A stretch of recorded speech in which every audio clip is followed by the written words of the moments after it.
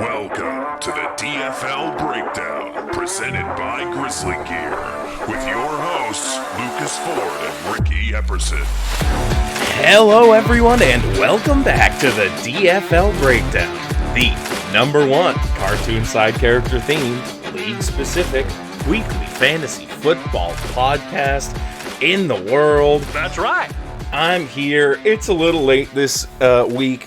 We talked about it last week. The episode ended up coming right on Christmas, so I wasn't able to quite record then for the Wednesday episode, the Wednesday games that played this week. We've already had a few of them, so we got a little better idea of how this championship week is going to shake out, but it's not all decided yet. We still have last week to talk about here, exactly how we got to this championship week and who's participating. And then we'll get to see kind of how things are progressing for this week here, and who is going to take home the cup, win the Dimmadome, and do it all here. And then we also have the exciting conclusion to our toilet bowl to talk about, see what is happening in that one here. Like I said, this is a little bit of a late episode, so wasn't able to get Ricky in here. It's December 28th, 2024. It's Saturday. We actually have a few games today as well, so I wanted to try to get this out before most of the week was decided here. So why don't we get to it? I got a game breaker to talk about here, and then we can get right into the score summary of last week. And then see what's happening in the projection preview this week. So let's go to our game breaker and go from there. I'm coming! Here I come! Game Breaker.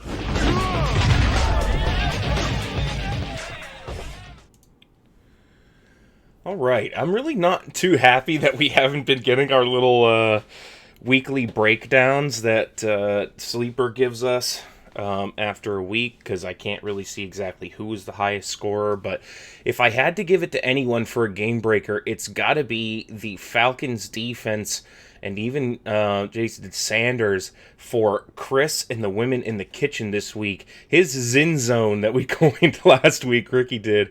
His kicker and his defense. It wasn't Danielle Hunter that did it for him, but geez, getting 55 points out of your kicker and your defense, a streaming defense that hasn't been good all year. Pretty incredible stuff there, and it definitely pushed him over the edge. Definitely won by less than 55, so yeah, he needed these points, and he definitely got them. So that's a game breaker right there. 27 points out of the Falcons defense. That's 2 touchdowns, 3 sacks. There was a forced fumble with a fumble recovery touchdown and a pick 6 in this one. So, just a great game from them versus the Giants, who are the last place team in the NFL and have been hurting bad. Good play for Chris, keeping his eyes open for good matchups and exploiting them here and getting the game breaker on this one in his win in this matchup. Let's go to our score summary, and we can talk a little bit more about how this matchup went for Chris.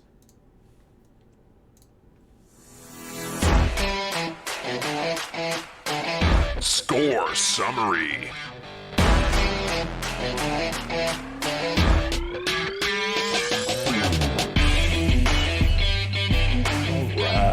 Yeah, so we were already kind of looking at it a little bit here, but let's get into the specifics. The women in the kitchen took down the Goobers in the semifinals, 182.7 to 142.6. Not a bad week from Nate. 135 was generally average for the year, give or take a couple points. So 142 was a winning week a lot of the time. But not this week here. Joe Burrow just has been crazy for Chris and continues to go nuts.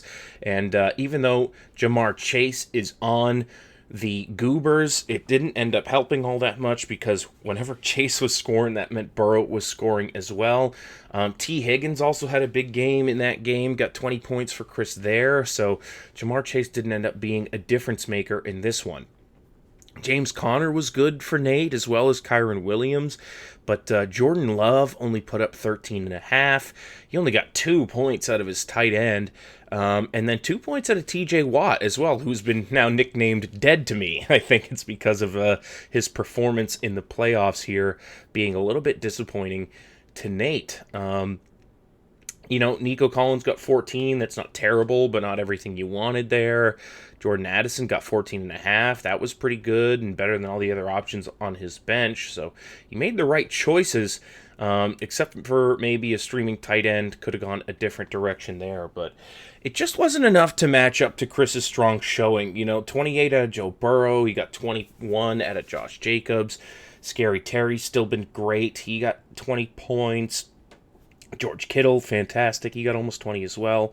And then that, absolute beatdown with the kicker and the defense for Chris here, putting up all those points for him as well. Ended up being the difference in this one. So good win for Women in the Kitchen. They move on to the grand finals for the second year in a row, competing for 2 spots on that Dimmadome championship trophy. And we'll see if he can get those back-to-back wins locked down. But he's got some obstacles here. I want to really quickly touch on the games that maybe meant a little less before I get to the last playoff game there. We could talk about the Dogs getting doubled up on by Bill Cosby's sleepers. So the sleepers made their way out of the toilet bowl with this one, but the Dogs move on to the toilet bowl finals. They have just been having a terrible year, and this is kind of the pinnacle of Dogs gameplay in 2024. Left a player who didn't play in his lineup, and the other guys he had didn't really have great matchups either. So just a bad time. Patrick Mahomes was better than normal, but didn't end up mattering. Kirk Cousins is benched, so it's not like he has options there. Still rostering, just a lot of guys that aren't playing. So we'll see. We'll see if he ends up changing anything for this week. But something tells me he might be taking the hat home, despite Dylan's best efforts. Let's take a look at what Dylan's got going on here, because he did lose to Herbert the Perverts. Kendre Miller wasn't a great substitution for Alvin Kamara. And really no one else got anything done either. Jalen Coker, that was kind of a funny pickup and start. He also started Devon Vele.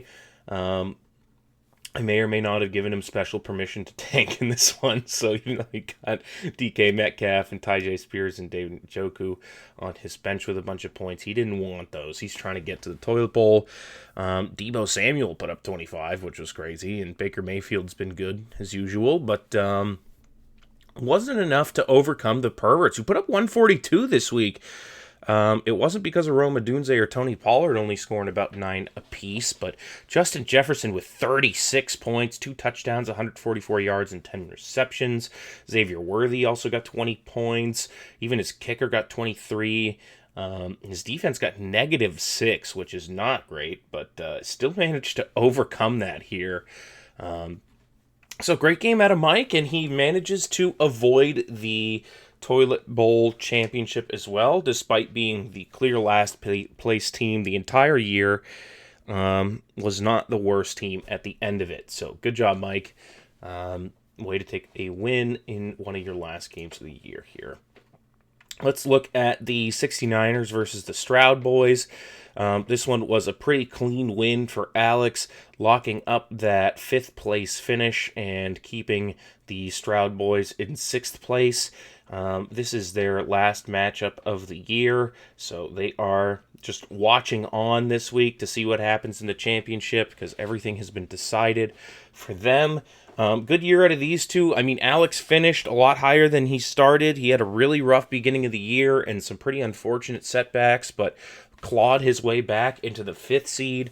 And even though he wasn't able to win a game in the playoffs, he did at least win here for pride and for placement. So good job, Alex. Better luck next year to the Stroud Boys and to Eric. Did make the playoffs, so a commendable run this year, but no playoff wins for him, and not even a win in consolation. So a disappointing end to the season for them here. Let's look at my matchup versus Lehman. This one's barely a footnote because it was such a blowout. Lehman was talking about how he was going to be the best team that didn't make the playoffs. Obviously not the case. It was the Ball Hogs who looked like they deserved it all year, but couldn't quite get there. I'm only a little biased. Yeah, so tough loss for Lehman. Only 100 points for him, 172 for me. Got 31 into Achan. Drake May was great. Saquon Barkley was great. Amon-Ra scored 19. Tank Dell scored 22.8 and then promptly suffered the worst injury I've seen on a football field in my lifetime. So he's done for the year and probably for next year as well. May never play football again, and that really hurts me to say out loud, but we'll see what happens with him. They're going to need to do a full knee reconstruction for him. ACL tear, MCL tear, meniscus tear, patella dislocation. It was all bad.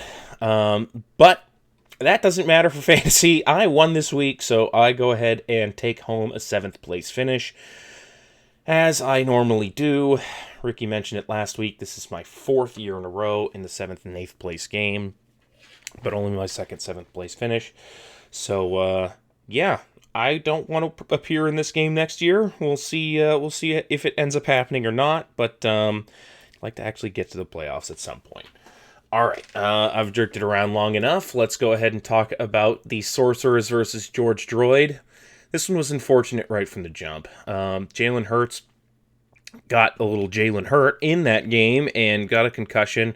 Only played a couple drives and got 4.54 points. And it just kind of went downhill from there. Lamar Jackson and Derrick Henry were great. Jahmyr Gibbs was fantastic. Devontae Adams was fantastic. Brock Bowers got 20 points as well. Even Justin Tucker scored 17 points. For Ricky, just seems like he can do no wrong. No matter who he puts in, they're the guy that goes off that week. So, good job, Ricky. Another big win for him here. Was projected 152 and blew that even out of the water.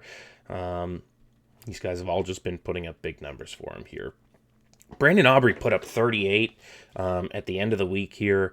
This was, Riley's only hope was that Brandon Aubrey was going to come out and have an absurd night. And, I mean, he did, but it wasn't absurd enough.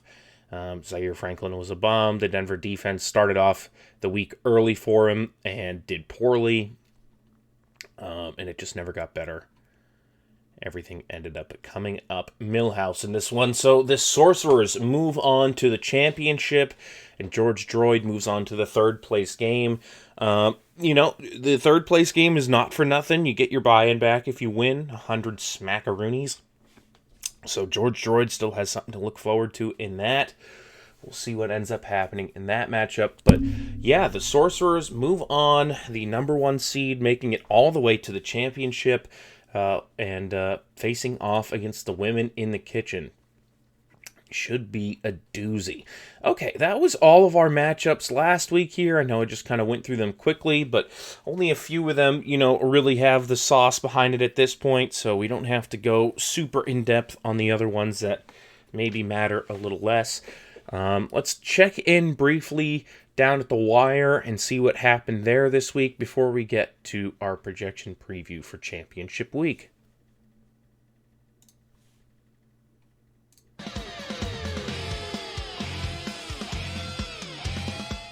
Down to the wire.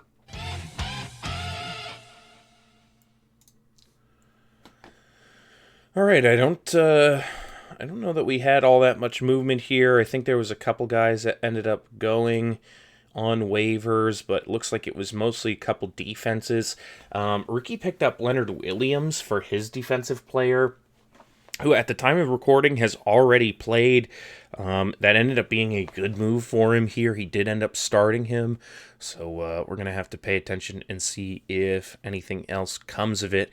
Ricky did pick up Groupie as well for this matchup, but ended up dropping him. He also picked up the Miami Dolphins defense. Not sure if he held on to those guys.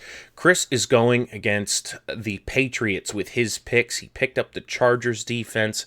I believe he also picked up a Chargers defender for this matchup here. So he's hoping that the Chargers just absolutely smack up the Patriots. which hurts to say as a Patriots fan. George Droyd picking up the Raiders defense, doesn't need Devin Singletary anymore, and is hoping that the Raiders defense do some good work for him. He also just picked up Blackshear, I think this morning, hoping that something happens with him because Chuba Hubbard is a little banged up. Ricky, like I said, dropped Groupie for Lutz, and he dropped the Saints defense for Chigakonko. I don't know why he did that, because there's no way in hell he's not starting Brock Bowers, but,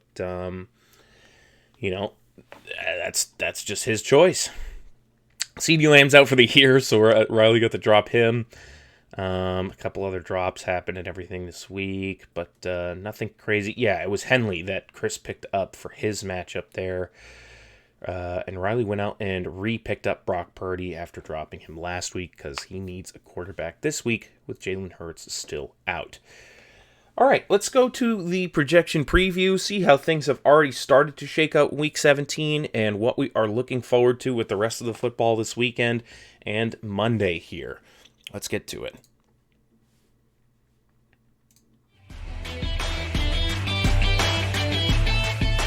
Projection preview.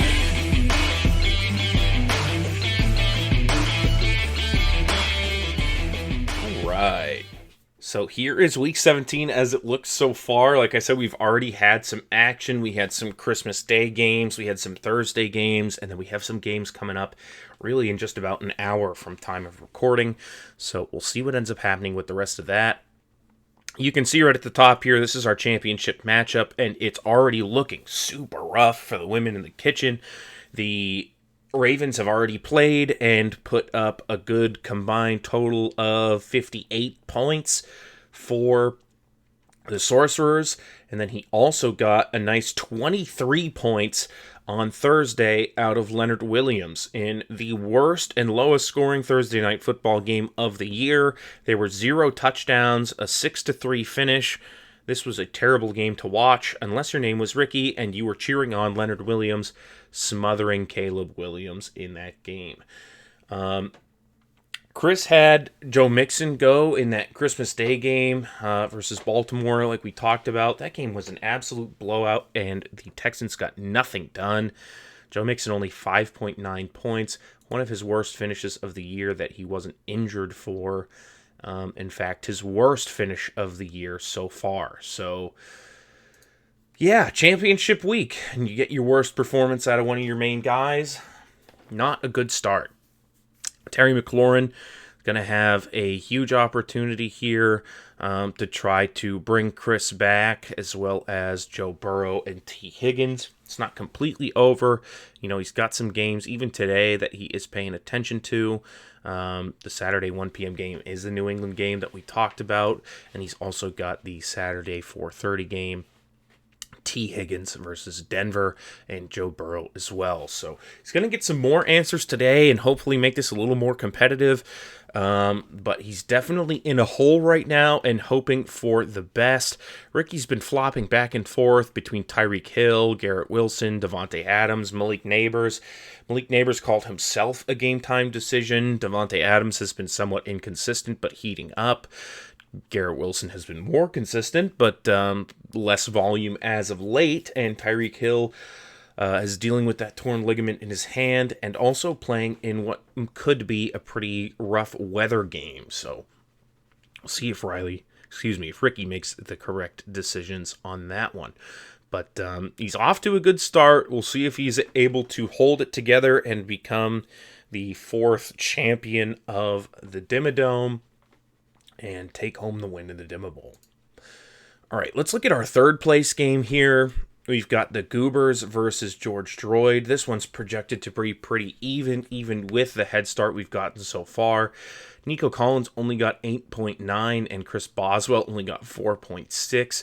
TJ Watt really only got 7 points as well. So a rough open from the Goobers, and Riley's really hoping for it here. He's got some holes in his lineup that he's trying to fill. We saw him drop CeeDee Lamb. He's got no one else left on his bench except Blackshear here because his running backs have just been getting rougher and rougher. Kamara is gone and done for the season as well. So he's just kind of scraping it together here. Alexander Madison in his flex. But he's hoping that Brandon Aubrey can carry him to a third-place finish and get him his money back on the year.